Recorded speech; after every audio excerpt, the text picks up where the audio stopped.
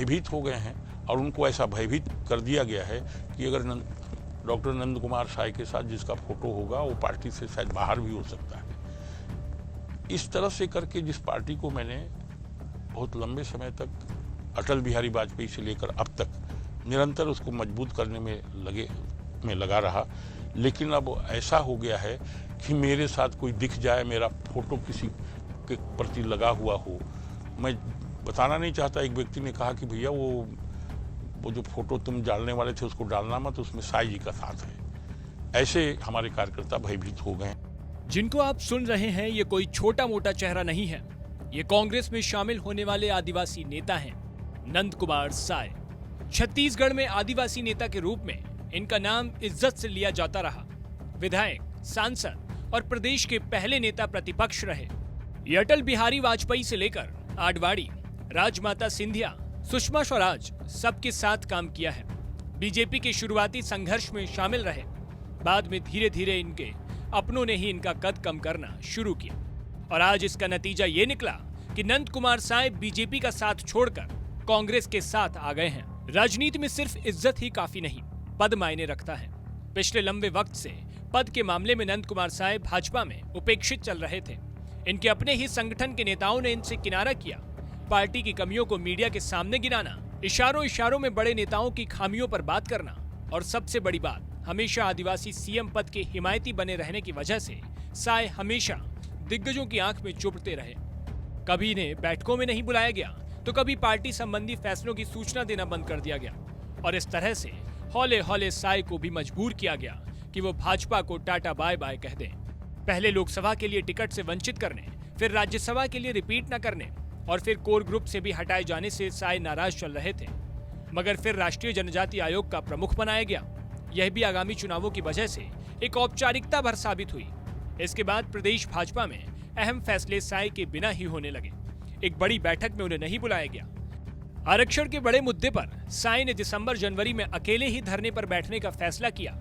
Party के नाम और बैनर का प्रयोग नहीं किया, लेकिन इससे साय ने दिखा दिया कि उनके लिए उनके उसूल किसी पद के लालच से ज्यादा जरूरी है। 2003 में राज्य में पहले विधानसभा चुनाव में नंद कुमार साय बीजेपी की तरफ से मुख्यमंत्री पद के प्रबल दावेदारों में से एक थे। उस समय कांग्रेस के मुख्यमंत्री अजीत जोगी और नंद कुमार साय के बीच तीखी नोकझोंक होती थी। अजीत जोगी के खिलाफ उन्हें पार्टी ने मरवाही से चुनाव लड़वा दिया, लेकिन उनकी परंपरागत सीट तपकारा से टिकट नहीं दी, लिहाजा वे जोगी से हार गए। जोगी सरकार में ही जब वो पार्टी की तरफ से रायपुर में एक प्रोटेस्ट में शामिल हुए तो प्रशासन ने लाठीचार्ज कर दिया, जिसमें साय को टारगेट किया गया और वे बुरी तरह घायल हुए। तपकरा से टिकट नहीं दिए जाने का दर्द उनके मन में हमेशा रहा, जिसका एक बार फिर उन्होंने जिक्र किया जब वो हताश होकर कांग्रेस में आ गए। नेता प्रतिपक्ष बनाया और हम लोग सब काम में लग गए। परिणाम ये हुआ कि अजीत जोगी से पूरी लड़ाई शुरू हो गई और सरकार बनाने के लिए मैंने सड़क पर लगातार संघर्ष किया, हाथ पांव तोड़वाए।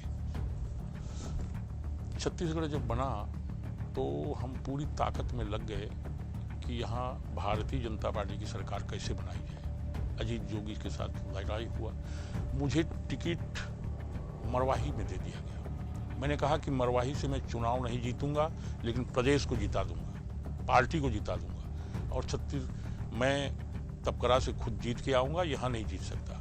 लेकिन यहाँ भी षड्यंत्र पूर्वक मुझे मरवाही में तो लड़ाया गया, लेकिन तपकरा की टिकट काट दी गई।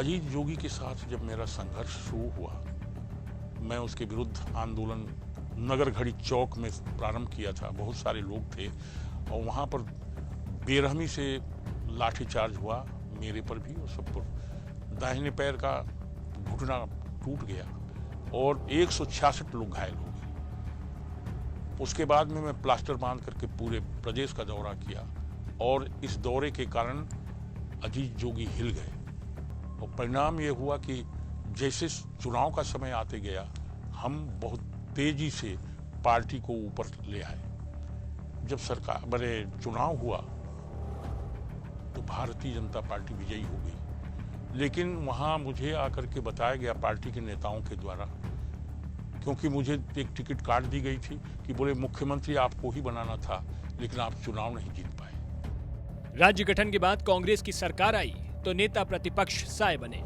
इसके बाद के चुनावों में तय माना जा रहा था कि नंद कुमार साय सीएम बन सकते हैं। वो खुद भी इसी तैयारी में थे, मगर राजनीति में हमेशा 2 और 2 4 नहीं हुए। समीकरण बदला और सीएम रमन सिंह बने।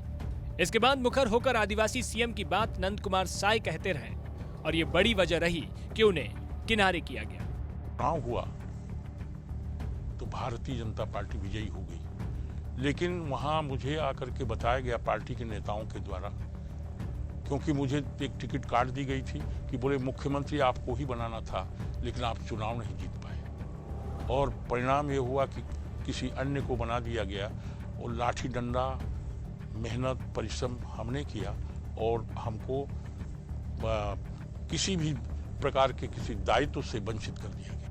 70 के दशक में छात्र राजनीति में साय ने आदिवासी इलाकों में कई जन जागरण अभियान चलाए थे। उनमें से एक शराबबंदी का आंदोलन भी रहा। आदिवासी समाज के लोगों में शराब की बुरी लत छुड़ाने के लिए एक बार उन्होंने हजारों किलोमीटर की पदयात्रा भी की थी। कहते हैं कि साय से आदिवासियों ने कहा था कि शराब उनके लिए नमक की तरह है, क्या वो नमक छोड़ सकते हैं? साय ने उस दिन से लेकर आज तक नमक नहीं खाया है। वे पहली बार 1977, फिर 1985 और 1998 में मध्य प्रदेश विधानसभा के सदस्य रह चुके हैं। साल 2000 में वे छत्तीसगढ़ विधानसभा के सदस्य बने और पहले विपक्ष के नेता बने थे। साय 1989, 1996 और 2004 में लोकसभा सांसद भी रह चुके हैं। इसके साथ ही 2009 और 2010 में वे राज्यसभा के लिए चुने जा चुके हैं। नंद कुमार अपने गृह गांव भगोरा में खुद के खेतों में हल चलाते हुए और बुवाई करते हुए देखे जा सकते हैं। इसके पीछे उनका तर्क है कि बचपन से खेती से जुड़े होने के कारण आज भी वे किसान ही हैं। वे अविभाजित मध्य प्रदेश के बाद छत्तीसगढ़ में बीजेपी के प्रदेश अध्यक्ष भी रह चुके हैं। कांग्रेस सरकार के समय वो छत्तीसगढ़ विधानसभा में विपक्ष के नेता रहे हैं। साय अब तक 4 बार विधायक रहे, 3 बार लोकसभा और 2 बार राज्यसभा के सांसद रहे। उन्होंने सरकारी नौकरी की तैयारी की और 1973 में नायब तहसीलदार के पद पर चयनित भी हुए, लेकिन नौकरी पर नहीं गए। प्रधानमंत्री नरेंद्र मोदी के कार्यकाल में नंद कुमार साय को 2017 में राष्ट्रीय अनुसूचित जनजाति आयोग का राष्ट्रीय अध्यक्ष बनाया गया था। साय बेहद सादा जीवन जीते हैं। फ्लाइट से सफर करना जरूरी हो तो इकोनॉमी क्लास चुनते हैं। उनका कहना है कि संसद का पैसा आदमी के टैक्स से आता है, उसे सोच समझ कर खर्च करना चाहिए। खैर, अब साय कांग्रेस के साथ आ गए हैं। ऐसे में ये बीजेपी के लिए कितना बड़ा झटका है, ये तो वक्त ही बताएगा। नमस्कार, मैं हूं मानक गुप्ता।